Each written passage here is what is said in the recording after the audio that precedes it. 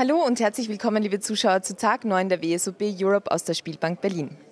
Auch heute stehen wieder 3 Bracelet-Events auf dem Plan. Zum einen das Finale im 3K Hold'em, zum anderen Tag 2 im PLO-Event und es startet am Nachmittag um 16 Uhr das letzte Event vor dem Main-Event, und zwar ein Turbo Hold'em-Turnier. Beginnen wir aber mit dem 3K Hold'em, dem Finaltisch, an dem jene Herrschaften Platz nehmen durften. Ferret Chetin ist einer von 2 Amerikanern im Finale. Er war gestern als Chipleader in Tag 2 gestartet, heute ist er der Small Stack am Finaltisch. Dafür holte er sich erst vor einem Monat ein High-Roller-Event in Zypern für 122.000 €. I mean, towards the end, nothing really went my way, so I'm the short stack now, but I mean, I feel pretty good, you know, anything could happen, so. Der Grieche Pavlos Xantopoulos ist mit 130.000 $ an Live-Winnings nicht der monetär schwerste Spieler an diesem Tisch, aber mit 850.000 Chips ist er immerhin Zweiter im Count. Und das ist auch schön. Sergej Rejšak hat nicht nur einen interessanten Namen, sondern auch eine bisher ungeklärte Provenienz. Die WSOP führt ihn als Spanier, Händen-Mob als Briten. Fakt ist, dass er mit knapp 100.000 $ an Live-Caches nicht zu den Live-Racks gehört.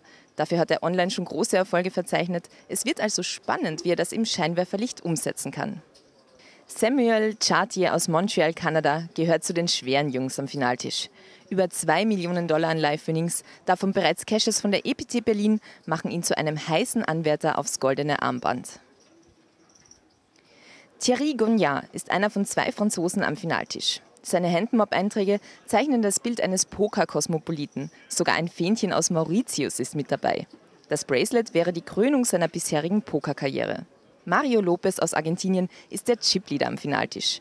Dass er sich heute das Bracelet holt, ist nicht unwahrscheinlich, denn in den letzten Monaten war er besonders gut in Form. Im Juni wurde er Runner-up im Little One for One Drop, im August holte er sich das Estrella Main Event in Barcelona und im September den Sieg im LAPT Main in Uruguay. Allein diese 3 Caches brachten ihm ein Preisgeld von knapp 1 Million $. Der zweite Amerikaner am Finaltisch ist Alex Rocher. Abgesehen von der laufenden WSOP Europe konnte er noch nie außerhalb der USA cashen. Sein größter Erfolg bisher war ein erster Platz bei den Bogota Winter Open 2011 für 150.000 $. Yeah, started off really well and strong and lost a critical pot with 15 or 14 left, I think. But luckily doubled with 10 left. So now I have 300K going to the final table. 9 left. I was running a little late, I'm a lot of breath right now. But I'm excited and we'll see what happens.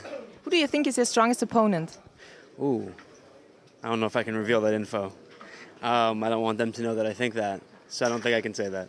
But there's a couple of strong players at the table for sure, that I respect their game. So that's cool, should be fun. Arten de Dusha aus Großbritannien hat mit knapp 15.000 $ die wenigsten Live-Caches an diesem Finaltisch. Selbst wenn er hier als Erster ausscheiden sollte, was bei seinem kleinen Stack nicht unwahrscheinlich ist, würde er seine bisherigen Winnings zumindest verdoppeln. Der bekannteste Name an diesem Finaltisch ist eindeutig Fabrice Soulier. Knapp 6 Millionen $ an Live-Winnings, ein aufrechter Sponsorvertrag von Everest Poker sowie ein Bracelet aus einem der prestigeträchtigsten Events, nämlich dem 10K 10 Game der WSOP Las Vegas, zeichnen ihn als Könner seines Faches aus. Finally, I made the final, so it's fine. I'm very happy with that. I was short, I mean not really short, but I was like, yeah, let's say below 25 blinds for the last half of day, so it was quite a long wait. So I had to go through the bullets. You know, I had to dodge the bullets in order to make the final table. And now I'm in the final with 17 big blinds. So we'll see what happens. But I'm happy to be here. Who do you think is your strongest opponent on the final table? Yeah, it's funny. I was talking with my friend at lunch to say who was the favorite. It's probably Sam Chartier because he has chips, and he's the most experienced player. I mean, I think we're both quite experienced, but he's the most experienced, but he has a lot of chips. So I would bet on him to win after me. Bester Deutscher im Event wurde übrigens Nico Deichert mit Platz 25. Ja, und um 14:30 Uhr startet auch der Livestream vom 3K Hold'em. 501 Entries sorgten im Omaha-Event gestern für einen prall gefüllten Preispool und es war wirklich ein äußerst rasanter Spieltag. Mit 25 Spielern sind nur noch knapp 5% des Teilnehmerfeldes nach nur einem Spieltag noch mit dabei. Den Count führt der Kanadier Douglas Lee an. Er hat mehr als doppelt so viele Chips wie der Zweite im Count, Tayfun Öztegan, der zwar mit türkischem Fähnchen im Count steht, in Berlin aber sein Heimcasino hat. Wir haben uns auf jeden Fall mit dem Chipleader unterhalten. Well, the game was really good yesterday. I was running really well. It seemed like I was hitting a lot of cards and people were giving me chips when I had the nuts. So it's not that hard when you're running good and so it was a good day yesterday. Außerdem für Deutschland und Österreich noch mit dabei sind Marius Fritz, Dominik Maska, Dogan Tabu, Michael Steinke, Peter Staudacher, Gerd Wandl und Frank Winkler. Und auch heute wurde wieder offiziell ein Bracelet verliehen, und zwar an Alex Komaromi aus Uruguay. Es ist das erste Mal, dass ein Bracelet an einen Spieler dieses Landes geht. Wie immer zollten ihm die Spieler Respekt mit Standing Ovations und die Turnierleitung mit einer Ansprache und dem Spielen der Hymne. It's a dream come true. A few years ago, this looked so far away to me, and now that I achieved it, I'm very happy. Am Finaltisch im 3K-Hold'em wird aktuell noch geschwitzt und gekämpft. 5 Spieler sind noch mit dabei, das heißt 4 sind bereits ausgeschieden, und das sind die folgenden Herrschaften: Serge Reicha, Fabrice Ollier, Arten de Duscha und Alex Rocha.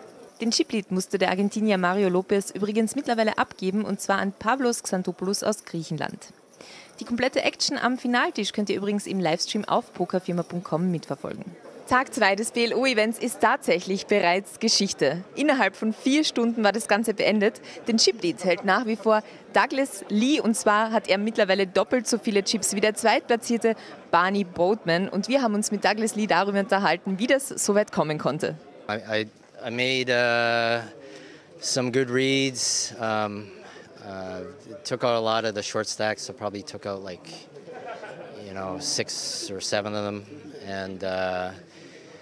and it was another good day. So. Auch dieser Finaltisch wird übrigens mit einer deutschen Minderheit auskommen müssen. Nur noch ein einziger Spieler aus Deutschland ist mit dabei, und das ist Dominik Maska, der noch dazu im Chip-Count ziemlich weit hinten liegt. Es handelt sich bei diesem Omaha-Turnier übrigens nicht nur um das größte Omaha-Turnier, das jemals in Deutschland gespielt worden ist, sondern auch um das größte Omaha-Turnier, das jemals bei der WSOP Europe gespielt worden ist. Das war allerdings nicht das Gesprächsthema des Tages, sondern der Umstand, dass es so extrem schnell gegangen ist. 350 Spieler gingen gestern an den Start, 150 davon nutzten die Re-Entry-Option. Nach 8 Spielstunden waren nur noch 25 Spieler übrig, die heute zu Tag 2 wiederkommen durften. Und auch da ging es im Eiltempo weiter, wie wir bereits gehört haben. Wir haben uns mit Turnierdirektor Jack Effel darüber unterhalten, warum das hier so schnell gegangen ist, und eine wirklich ausführliche und spannende Antwort erhalten. I don't know that it necessarily went so fast. I mean, they played yesterday. They got 5,000 in chips. PLO is a very volatile game. Obviously, they had one re-entry to get in, but they did play pretty quick. I think also the day one, we played 14 levels versus a normal 10 or 11 level day. So, of course, you're going to have fewer players at the end of the day.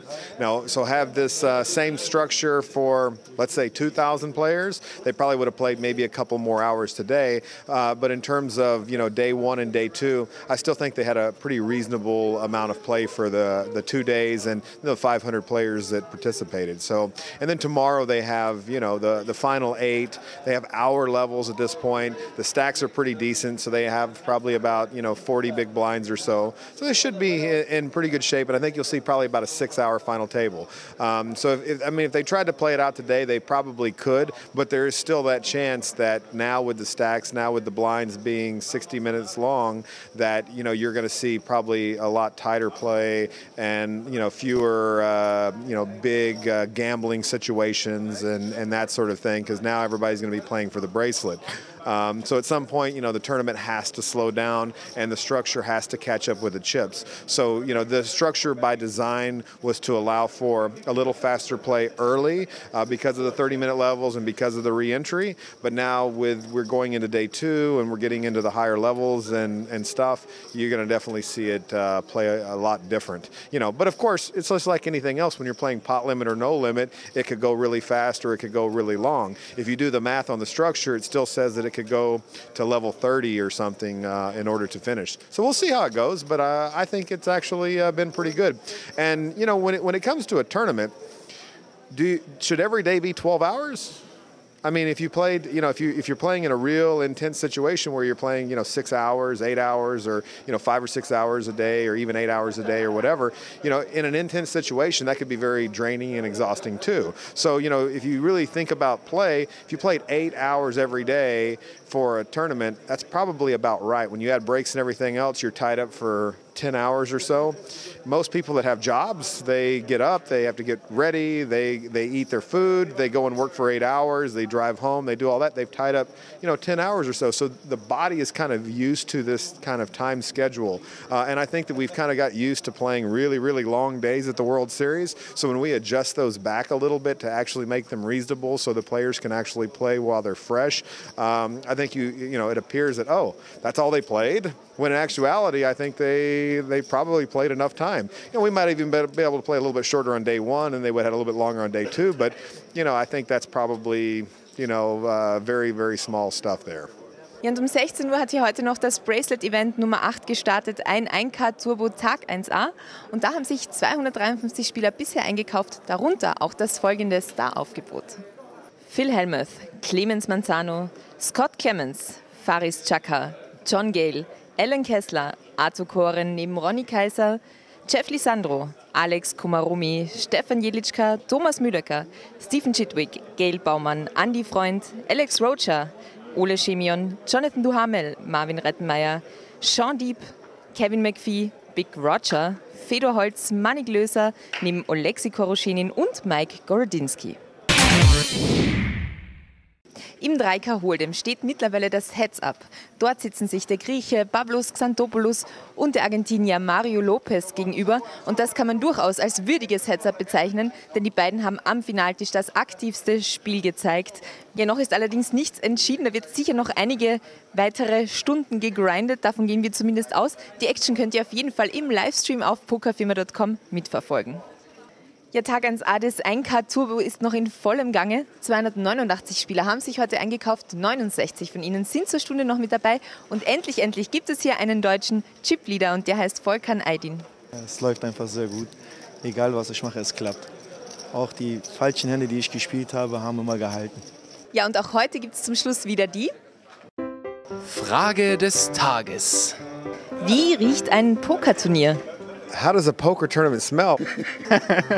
Verschwitzt. I never thought about it. Depends which day. Depends who you're sitting next to. Nach Schweiß. Nach Suckouts. Nach Urin. Oh boy. Depends if you're on the elevator with Schweiß. Sometimes people who haven't showered for a couple of days. Männlich. Like guys, I guess. Oh boy. I think it's just a mixture of Schweiß. And drinks And cards. and trash. Smells like food. Tränen. And maybe some body odor. How does it smell?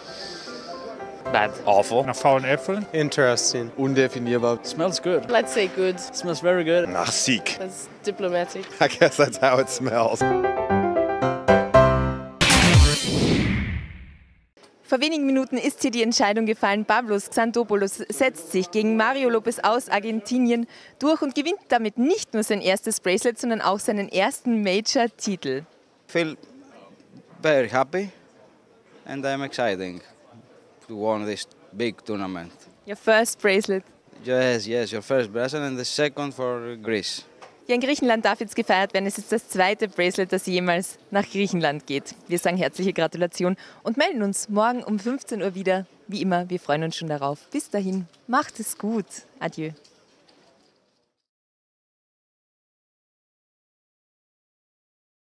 Und zwar an den Griechen Pavlos Xantopoulos aus Griechenland.